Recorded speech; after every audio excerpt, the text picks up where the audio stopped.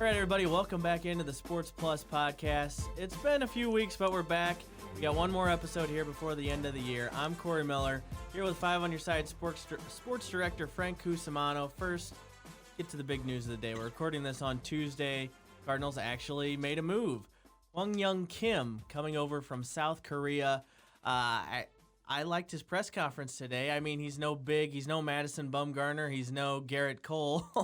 But he's something, and I think it's a step in the right direction. Yeah, and I like the fact that the Cardinals have been looking at him, Corey, since 2009.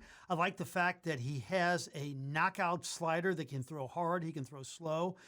He can touch 96 on the gun. I mean, we're not getting the second coming of Steve Carlton or maybe even Steve Klein, but it's better than what we thought we were going to get on this day, which was nothing. So kind of surprising. I like it. And, you know, if you look at the video of him, I encourage all of our listeners of this podcast to go look at the video. He really is animated. He really is a lot of fun. They compared him to a left-handed Korean Carlos Martinez earlier today. Matt Slater's the guy who's seen him the most. Came up with that line. It was a good line. So Mozeliak said they're telling him to prepare as if he's going to be a starter, but they like the luxury that he could also come out of the pen as well because the starting rotation still is up in the air. We don't know what we're going to get from Carlos, so there is a spot possibly there. Where do you think he'll fit in eventually? Well, I really think that it makes so much sense to make him a starter, and the fact that he won 17 games, pitched in 190 innings, and he's already had his Tommy John surgery. He seems like he'd be perfect for a starting role. I don't like Carlos in that role as much. I mean, let's face it, Cardinals would not have gotten to the Final Four unless Carlos Martinez was really good as a closer. They don't have a closer yet. Jordan Hicks is not going to be ready to the All-Star break, and who knows how effective he'll be right off the bat. I think they're better off with Carlos in the bullpen than as a starter. I may be wrong about that. It could flip-flop. They could just play different roles. So generally good reviews on Kim today. 2 years, we're hearing about $8 million. So not too big of a gamble for the Cardinals, and it could pay off. But if this is the only thing this team does this offseason, fans are still going to be really upset. Well, there's no doubt about it. The only solace in it all, Corey, is that the Cubs have done nothing, and they still may trade Chris Bryant, which seems incomprehensible to me that you would trade a guy, maybe he's not even in his prime yet, before he gets to his prime, and then the Brewers have definitely regressed. I'll tell you what, it sounds odd because Marcell Ozuna was never real popular here in St. Louis, but if he signs with the Reds, I mean, are they close to the big three? We had Bob Nightingale on the radio the other day. He says, no, they'd had just too much losing in the past to all of a sudden make that leap. Yeah. But, boy, we know they have pitching. They've added Moustakas. If they add Ozuna, that's an interesting team. Well, over the last couple of weeks here, it seems like the Cardinals, at least they're saying they're not totally out on Ozuna.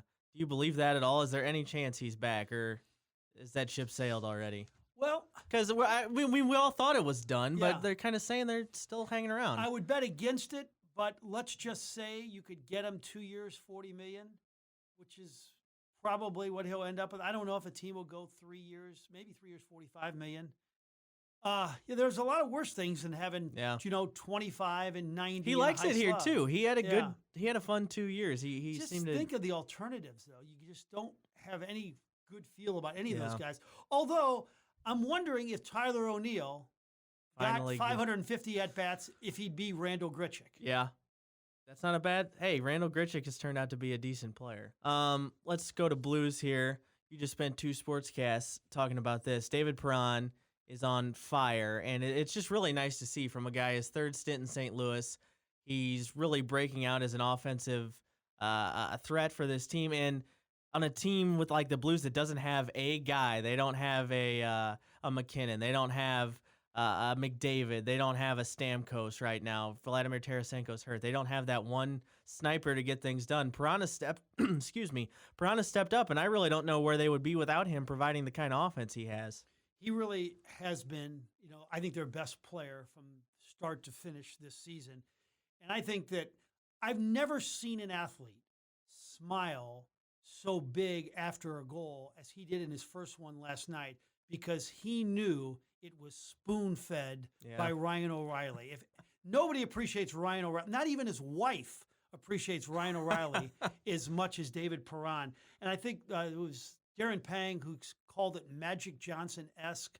I mean, he's doing for David Perron what Stockton did for Malone, what Nash did for Stoudemire, what Magic did for Worthy and Kareem. He's just their chemistry is off the charts. And you've talked about this in your sportscast. I wrote about this a few days ago. I think he's going to get his first All-Star nomination after a ton of years in the league. He's definitely a deserving candidate. To do it here in St. Louis, that'd be pretty special. It really would be. And I think, the fascinating thing is, how many do you take? I think one host city got to do 4. Normally you do 3. Yeah, I don't think they'll get more than 3. Bennington, Petrangelo, and likely Perron. But I will say this. If you could go 4, and if Ryan O'Reilly had a final hot 2 or 3 weeks, you'd certainly like to put the Blood and Guts and the Conn Smythe Award winner in the All-Star game in your hometown. I think the NHL would like that too. They've been using O'Reilly for quite a bit of promotional things and stuff like that over the last few months, but I think the Blues get 3 guys for sure. All right, let's go on. This is our first podcast, really, since Mizzou found their new head football coach, Elijah Drinkwitz. You and I were both pretty impressed from his initial press conference. Initial reviews looking pretty good. He said all the right things. This seems like they might have found this young guy who could be really exciting going forward, and they've locked him up. Well, I tell you, Corey, I know that, let's see, what sports executive said something about, who cares if you win the press conference? Yeah. You got to be worried about winning the press conference, and people always kind of downplay it. But he won the press conference. And I think that a lot of times, life is about, compensation. Let's just say in basketball, if you're not really athletic, you better be an unbelievable shooter. And in football coaching, if you don't look like you're out of central casting and you didn't play, well, you compensate by being an unbelievable talker and communicator, which he is. Yeah, I'm impressed. I mean, I hope his offense is as creative and as impressive as his press conference, which I think it will be, because you look at the numbers, almost 40 points a game. Here's what I think we can take away from the press conference, and I think you mentioned this on air right afterwards, and you just said it. He's a good talker, and I think that's going to be big in recruiting, and it already has been. He's gotten a few guys to stay with Mizzou after the coaching change, so I think he's going to be really good in recruiting going forward. He seems to connect with the kids pretty well so far, and Mizzou's investing in him. This is a huge hire for Jim Sturck. I mean, the spotlight is on him now. This is who he wanted. That's who he's got, and it's all going to come back on Sturck if it doesn't work out. You're right. There's a lot of jobs at stake with this hire. There's no doubt about it. And the Conzo Martin hire is still one that I think people are still wondering about. Although Conzo's a really good man, has a good resume, and I hope he can turn it around. But that's a Jim Sturck hire. This is a Jim Sturck hire. Athletic directors basically do 3 things: they hire the football coach, they hire the basketball coach, and they raise money. Last thing here. What's your bragging rights prediction on Saturday? Well, I'd love to say 73, 72, like a Mizzou. It's always pretty close, though. It is, even when there's seemingly mismatched teams. I do think that Illinois is really good. I think they got a big 3, with Kofi Coburn and Vashanishvili and Ayo Dosunmu, and Frazier's good. And I like the way, look, they should have beat the 3rd-ranked team in the country. They did beat the 5th-ranked team in the country. Maybe, though, this is a game where, here's my way Mizzou wins this game. If on this big stage, Jeremiah Tillman steps up, and he'll be so fired up. Illinois will be booing him every time he touches it. And he has a game that can, have professional scouts. Boy, he did that to Coburn. Yeah. This is a big moment for him because he's off to a rough start in his junior year. But I know he's athletic, and I know he's talented.